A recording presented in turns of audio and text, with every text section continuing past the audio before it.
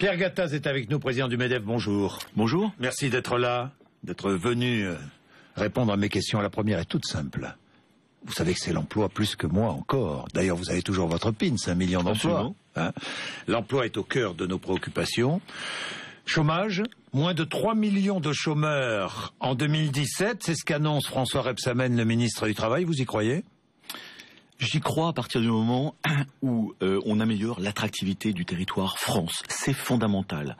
L'emploi, c'est une conséquence. Et aujourd'hui, vous y croyez ? Vous êtes d'accord avec François Rebsamen ou pas ? Écoutez, j'espère que ça pourra fonctionner à partir du moment où le pacte de responsabilité fonctionne. Le pacte, j'y crois. Le pacte, il faut y aller. Le pacte, c'est un mouvement historique du pays vers l'entreprise, vers l'économie de marché. C'est-à-dire, en fait, des règles mondialement utilisées par tous. Il faut faire le choix de l'entreprise.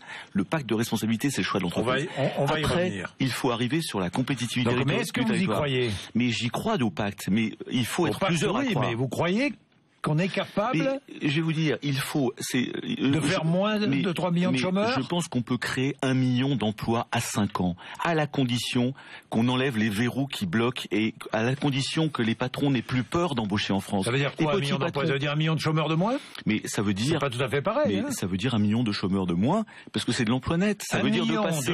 1 million de chômeurs en moins en 5 ans. Monsieur Bourdin, ça veut dire de passer de 11% à 9%. Je rappelle que les Anglais ont fait 1,5 million créations d'emplois en moins de 3 ans. Je rappelle que les mêmes Anglais ont un objectif, c'est pas un engagement, c'est un objectif collectif, national, presque gaullien, de dire nous sommes capables de créer 1 million de plus. C'est les Anglais qui disent nous voulons créer 1 million d'emplois de plus. Le seul problème, c'est qu'il faut réinstaller la confiance au sein des chefs d'entreprise qui ont peur encore d'embaucher d'un côté, et il faut mettre en place le pacte de responsabilité par des trajectoires de baisse de fiscalité et de coût du travail que nous n'avons pas encore, seulement en discours. Est-ce que vous croyez au retournement de l'activité économique ? Retournement de l'économie, vous y croyez ? Mais j'y crois, encore une fois, s'il y a des signes concrets autour du pacte de responsabilité. Nous vivons des semaines et des mois très importants pour les chefs d'entreprise. Vous savez, les chefs d'entreprise, ce sont des héros. Je le dis toujours, qu'ils soient tout petits, des commerçants, des artisans, des professions libérales. Ce sont des gens qui ne demandent qu'à créer de l'emploi et qu'à se développer. Et aujourd'hui, si vous voulez, en France, et depuis plusieurs années, parfois des décennies, on a l'impression d'être déconsidéré. On a l'impression d'être maltraité en France. Redonnons espoir à ces gens-là. Libérons les énergies. Moi, je dis que chacun de ces 3,3 millions chefs d'entreprise, s'ils créent un seul emploi, vous vous rendez compte ce que ferait ? Mais malheureusement, il faut mettre la confiance qui va bien. Il faut dire aux chefs d'entreprise, vous êtes des héros et c'est vous qui allez sortir le pays. Le pacte de responsabilité, justement, puisque tout est, selon vous, tout dépend de ce pacte de responsabilité, de la mise en place, de... Où est-ce qu'on en est ? Le pacte de responsabilité, il faut le transformer de mots en actes concrets. On ne sait plus où on en est. Mais si, je vais vous dire où est-ce qu'on en est.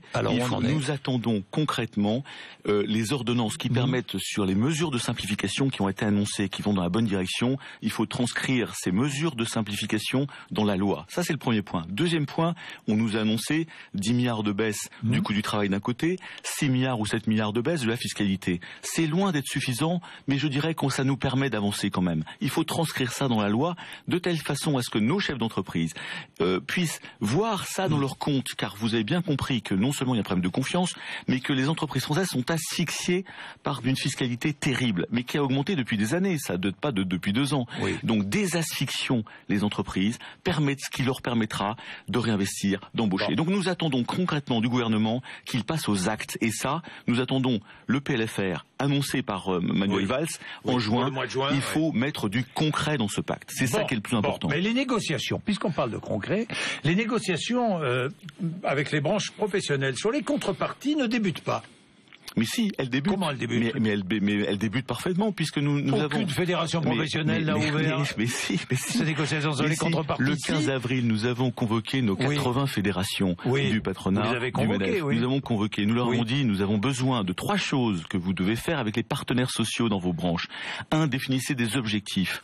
Alors, de qualité, de quantité... Mais avec les branches, vous n'avez pas commencé à négocier? Bien sûr que si, elles ont toutes commencé à négocier. Alors certaines, elles sont pas structurées, on va les aider. On les revoit le 15 mai, on les revoit le 15 juin. Il y a 2-3 réunions qui sont prévues de telle façon à pouvoir dire qu'est-ce que vous allez pouvoir faire dans votre branche. Alors, Donc on ne saura pas avant le 15 juin ce que chaque branche professionnelle peut faire en matière d'emploi. Mais non, pourquoi? Parce que d'abord ce seront des objectifs et deuxièmement toutes les branches ne pourront pas s'engager parce que certaines ne sont pas structurées. Donc nous allons les aider. Après, il faut sortir de ce flou sur le pacte de responsabilité. Moi j'ai beaucoup de mal aujourd'hui, sans que ce pacte soit concrètement dans la loi, dans les textes et dans les chiffres, à motiver tout le monde. Donc il est clair, si vous voulez que nous jouons le jeu, le MEDEF se mobilise pour l'emploi, se mobilise pour la France. Ça c'est très important. Une grande campagne de communication. Ah, mais magnifique, vous avez vu. Oui, j'ai vu ça autour des métiers qui ont du mal à recruter. Mais ça c'est fondamental, Monsieur Bourdin, c'est fondamental. C'est que nous avons 400 000 emplois demandés non pourvus par an. C'est scandaleux. Et ce sont des métiers fantastiques. Vous avez des décolleteurs, des chaudronniers, des webmasters, des ingénieurs de production. Vous avez des poissonniers, des bouchers. Tous les métiers de bouche sont demandés et sont pas pourvus. Donc nous avons lancé une campagne hier soir qui passera tous les soirs à 20h30 qui s'appelle Beau Travail. Voilà, Beau Travail. Et pendant une minute, on mettra à l'honneur des salariés épanouis, heureux de leur métier. On mettra à l'honneur des métiers. Les métiers, c'est la dignité humaine, c'est l'épanouissement humain. C'est ça qu'il faut dire. Et nous nous battons. Et le MEDEF, et c'est pour ça que mon PIN c'est important, c'est que nous nous battons pour l'emploi. Ça coûte 4 millions d'euros, je crois. Absolument, ce sont des fonds de la formation. Oui, fonds de la formation, Et pourquoi nous prenons ça? Parce que derrière ces métiers... Ça ne coûte rien, quoi. Mais attendez, ça nous coûte. Et ça nous coûte parce que... Mais il faut absolument que ces métiers, d'abord, on dise aux Français... Les entreprises cotisent pour le financement de la formation professionnelle chaque année, donc vous allez tirer un peu de cet argent pour payer cette...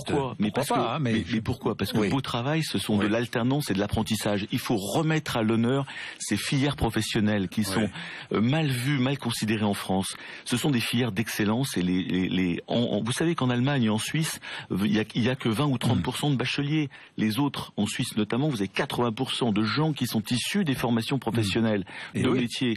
Eh bien, l'éducation nationale, et ça nous sommes tous responsables, nous voulons à tout prix des bacheliers. Et alors qu'à partir de 15, 16, 17 ans, il faudrait réorienter nos gamins vers des métiers qui sont demandés. Et ce sont des métiers formidables qui permettent de progresser et qui permettent d'avoir des gens heureux. Vous lancez cette campagne. Je sais que vous récupérez 13 millions d'euros de la formation professionnelle chaque année au MEDEF. Vous consacrez 4 millions à cette campagne. Vous avez déjà consacré de l'argent à d'autres campagnes, misées sur l'avenir, qu'est-ce qu'on attend.com, qui ont complètement disparu de la circulation. Mais tant mieux. Oui, on a 1 million d'emplois, on se mobilise pour l'emploi. Bon, mais tant mieux. On va accompagner le pacte de responsabilité. On fait des tas de choses, Monsieur Bourdin.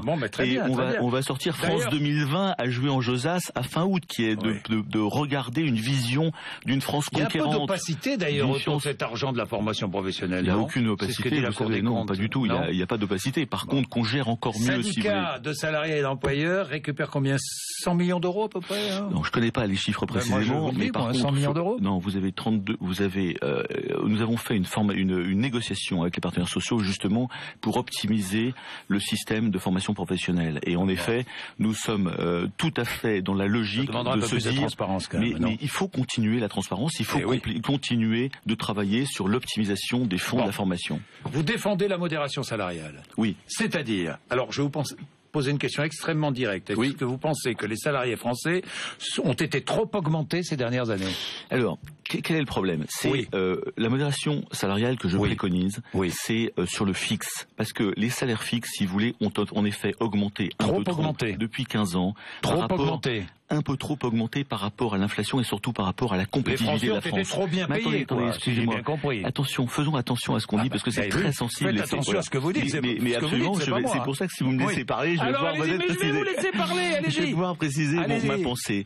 Les salaires fixes augmentent les points morts et donc les coûts fixes des entreprises. Et lorsque vous augmentez trop les salaires fixes et non pas les variables, parce que face à ces salaires fixes dont j'appelle à une modération raisonnable, que je dis 1 ou 2% sur 2-3 ans, de telle façon à ce que l'entreprise France qui est en crise aujourd'hui retrouve de l'oxygène. Attendez, je vous arrête. Juste une parenthèse. Il faut faire du variable, Monsieur Bourdin. Du variable, ça j'ai compris. Faire du variable de telle façon. Alors, lorsqu'on a créé de la richesse, lorsque l'entreprise France aura recréé la richesse ou une entreprise normale, elle puisse la redistribuer sous forme de forfait, d'intéressement, de participation, de bonus, de tout ce que vous voulez. Parce qu'une fois qu'on a créé la richesse, il faut pouvoir la distribuer. C'est ça tout et ce que je dis, c'est que l'écart... 2% d'augmentation salariale sur 3 ans. Mais ça veut dire que ça dépend des sociétés. C'est ce que vous proposez. Ça dépend bien sûr des entreprises. Il y a des entreprises qui marchent bien voire très bien, et là elles peuvent, parce qu'elles ont fait de la modération salariale pendant 20 ans par exemple, ou pendant 10 ans, ce qui est le cas de Radial.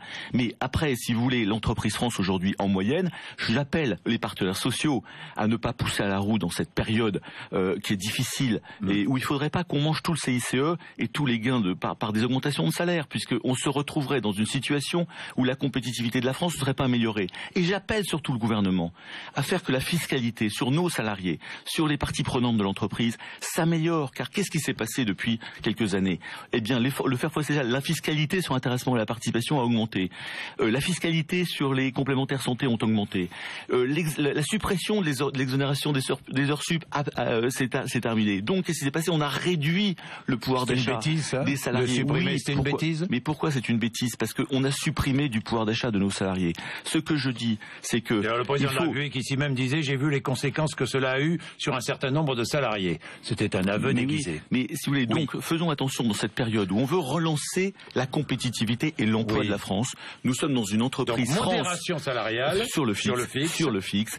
Il faut développer des moyens de partager plus les variables, les bonus, les stock options qui ont une fiscalité délirante. Mais dites-moi, les stock options sont utilisés dans le monde entier. Pourquoi est-ce que les chefs d'entreprise augmentent leurs salariés? Parce que les salariés, la pression est très forte, parce que les salariés ne peuvent plus vivre avec ce qu'ils gagnent, avec toutes les charges et toutes les taxes par ailleurs. Vous arrivez au problème, mais vous arrivez au problème majeur du pays. Voilà. C'est que vous avez... C'est-à-dire que vous compensez la pression fiscale. Mais on compense la pression fiscale. Donc il faut que la fiscalité se réduise aussi bien sur les ménages, sur les salariés, que sur les entreprises. Et on arrive à la clé de voûte du succès des mois prochains sur le pacte de responsabilité, c'est d'optimiser les dépenses publiques, c'est de réduire le fardeau des dépenses publiques qui ont augmenté depuis 30 ans. Donc moins de charges pour vous, mais pas d'augmentation de salaire pour les salariés. Mais si, les augmentations de salaire viendront après, Monsieur Bourdin. Mais après, il faut passer... Non, mais en moyenne, 2-3 ans, quoi. En moyenne. Vous savez que l'écart entre l'Allemagne et la France sur le coût du travail, c'est écarté. Se réduit. Non, c'est se réduit. Les Allemands. Mais depuis quelques mois. Mais pendant 10 ans, 2/3 de l'écart sur le coût du travail entre l'Allemagne et la France est lié aux augmentations de salaire non modérées par la France et modérées par l'Allemagne. Ça ne veut pas dire que je veux qu'on s'appauvrisse tous, ça veut dire qu'il faut développer des systèmes. J'espère. Il faut développer des systèmes de rémunération variable d'une part, et ensuite il faut que la fiscalité sur nos salariés s'améliore drastiquement. Bon, et le SMIC intermédiaire, c'est pas appauvrir ça? Ce SMIC intermédiaire temporaire, non? Mais non, parce que pourquoi? Parce que le SMIC intermédiaire, d'abord, il serait temporaire et il serait abondé par l'État. Quel est le problème? C'est quoi le SMIC intermédiaire? 700 €, quoi. Mais ça veut dire quoi? 600 €. Mais abondé par l'État, ça veut dire que vous préservez un pouvoir d'achat éventuellement à 1000 ou 1100 € net pour les gens. Quel est le problème? C'est que moi je suis désespéré de voir d'abord 150 000 décrocheurs de l'éducation nationale, de jeunes, de gamins qui sont sans emploi, qui sortent sans formation. Deuxièmement, je suis désespéré par le nombre de gens qui sont très loin, écartés de l'emploi, écartés du travail, écartés de l'entreprise. Qu'est-ce qu'on fait? Eh ben, on fait rien aujourd'hui. Il n'y a aucune proposition pour remettre ces gens-là au travail. Et vous savez, une fois que vous avez quelqu'un qui est au travail dans une entreprise, temporairement payé un SMIC réduit mais abondé par l'État, il y a des dispositifs qui permettent justement de préserver un pouvoir d'achat, de remettre le pied à l'étrier, les emplois d'avenir, de remettre le pied à l'étrier de ces gens-là et de les former à un métier. Et ça, c'est gagné. Est-ce qu'il vaut mieux payer? Moi, je pense que c'est ça que je voulais discuter, parce que c'était pas du tout un cas. Attendez, moi je compte bien en discuter avec les partenaires sociaux s'ils m'autorisent à en parler. Ça sur la table, mais on appellera ça, si vous voulez. Mais attendez, je vais vous dire, on a plein de discussions et plein de négociations. Oui, non mais ça, c'est vous y tenez. Mais si on est crédible, si on est responsable avec le gouvernement, les partenaires sociaux, qu'est-ce qu'on fait des 3,3 millions de chômeurs? Donc vous allez proposer. Mais je vais pas proposer. Je vais. Mais oui, défendre votre idée. Mais c'est votre droit. Mais on va le défendre, on va en débattre. Et puis si l'idée n'est pas bonne, mais on l'écarte. Mais on l'écarte, c'est tout. Point. Je voudrais juste qu'on puisse le mettre. Gouvernement. Voilà. C'est une logique esclavagiste. Vous vous rappelez qui a dit cela? Oui. Bon, point. Quoi? Full stop. Quoi? Pourquoi? C'est tout. Point terminé. Oui, bien sûr. J'ai bien compris que j'étais un esclavagiste misogyne. J'ai bien compris. Écoutez. Voilà. Écoutez. Regardez. Ce que disait Laurence Parisot. Oui. Écoutez. Mon successeur me demande de ne plus m'exprimer et surtout de ne plus faire état du fait que j'ai été présidente du MEDEF. C'est comme si il souhaitait que de Gattaz à Gattaz, il ne se soit jamais rien passé. Que tous ceux et celles qui ont envie de lire la lettre la lisent, parce que c'est aussi, franchement, un superbe exemple de misogynie. Oui. Femmes, taisez-vous. Femmes, taisez-vous. Bon, écoutez, voilà, terminé, on va pas en parler plus. Non, mais d'accord. Écoutez, est-ce que, Nicole Notat, Monsieur Chérec fait des commentaires systématiquement sur les propos de Laurent Berger? Est-ce que Monsieur Thibault fait des commentaires sur l'action et sur Monsieur Le Pen? Non, je pense que si vous voulez, ce que je pense, c'est qu'il faut avoir une certaine droite il faut avoir une politesse, un savoir-vivre. Laurence Parisot peut bien sûr s'exprimer tant qu'elle veut, elle peut s'exprimer vis-à-vis de moi, elle peut m'apporter des idées, je suis toujours ouvert, on peut en discuter, mais je pense qu'elle débatte avec Marine Le Pen ou avec Monsieur Mélenchon. Pourquoi le faire de la politique? Voilà, elle est entrée en politique. Je sais pas, je pense qu'il y a des problèmes beaucoup plus importants en France. Pierre Gattaz. Bon, votre rémunération, alors cette petite polémique aussi, 29% fixe et variable. Alors c'est plutôt le variable, hein. La part variable qui a été augmentée. Oui. Oui, mais si vous voulez, très facilement, mon fixe est à 3%, mes salariés ont été augmentés de 3,3%. Oui. En effet, la société radiale va mieux, et ce qui a augmenté cette année, c'est mon variable, qui est passé, qui a augmenté. Plus 6,8% le chiffre d'affaires de l'entreprise en 2013. Oui, plus 33% sur les profits. L'intéressement a augmenté sur 5 ans de 68% pour les salariés. Donc si vous voulez, nous avons passé 3 années, en effet, dites plus difficiles, 2008, 2009, 2010, où mon variable était à 0, et en effet, depuis 3 ans, il a dû osciller à 10 000, 50 000, et cette année, il a monté. Et en effet, c'est ce que je disais, c'est que l'exemplarité, c'est de faire attention au salaire fixe dans toutes ces périodes de crise, et puis d'avoir du variable, de partager. Mes salariés en ont profité, les cadres ont eu des bonus, etc. Et je pense que c'est comme ça qu'il faut voir la rémunération variable. Combien d'emplois créés? Mais écoutez, on a créé de l'ordre de 400 à 500 emplois sur 20 ans à Raya. Combien de salariés là aujourd'hui? Eh bien, aujourd'hui, nous avons 2600 ou 700 dans le monde. Oui. La moitié, c'est-à-dire 1400 en France. Et c'est ma grande fierté d'ailleurs. Et combien d'emplois créés L'année dernière, on a dû créer 28 en CDI, une centaine avec les CDD, les intérimaires.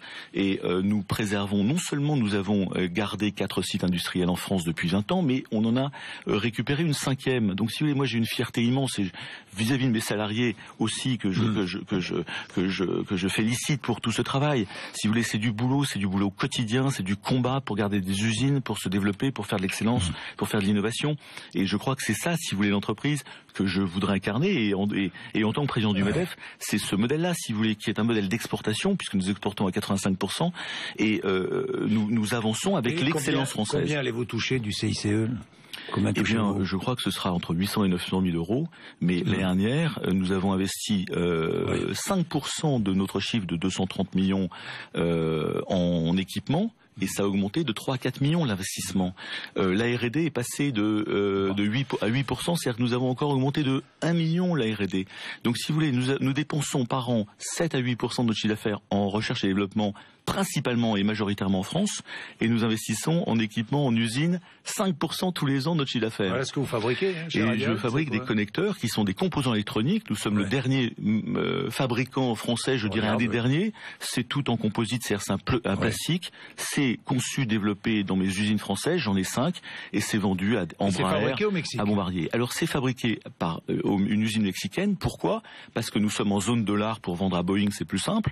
Parce que, en effet, c'est du low cost au Mexique. Ça me permet, en effet, de pouvoir dégager des marges, d'avoir des prix de revient bas. Vous pourriez pas fabriquer en France? Et de réinvestir. Si, on fabrique en France, mais on fabrique l'excellence française. Tels objets, non? Mais si vous voulez, non, pas tout. On peut pas. Parce que la mondialisation, si vous voulez, est vertueuse, et celle que j'ai développée, et que beaucoup d'entreprises françaises qui réussissent, et que je salue aussi, parce que je suis pas exemplaire, il y en a plein qui font ça, celles qui survivent, eh bien, c'est de développer la R&D, l'excellence opérationnelle, les processus, les technologies clés en France, grâce aux parts de marché qu'on a pris chez Boeing, chez Embraer, ce qui permet d'avoir une boucle vertueuse d'augmentation de chiffre d'affaires et de réinvestir en France. Dans vos discussions, j'ai une dernière question. Dans vos discussions avec les syndicats, vous allez parler de l'ouverture des commerces le dimanche et après 21h ou pas? J'espère bien, si vous voulez. C'est le projet 1 million d'emplois. Ce projet-là, si vous voulez, c'est un projet qui va nous permettre de dire où sont les poches de création d'emplois. 30 000, 40 000, 50 000. Et ce que j'espère bien, c'est d'avoir, si vous voulez, avec les syndicats, les partenaires sociaux, le gouvernement, une réflexion qui consiste à dire est-ce que nous voulons créer de l'emploi en France, oui ou non? Et typiquement, vous avez parfaitement raison. Nous avons estimé qu'il y aurait 30 à 40 000 emplois à créer sur toute la France si nous ouvrions sur volontariat, le dimanche, dans certains endroits, et éventuellement après 21h. Aujourd'hui, si vous voulez, vous avez une sorte de dogme ou d'idéologie qui nous interdit de faire ça. Moi, je dis, écoutez, réfléchissons, regardons quels sont les inconvénients, qu'est-ce qu'on peut faire calmement pour créer de l'emploi. Merci Pierre Gattaz d'être venu nous voir ce matin à 8h56.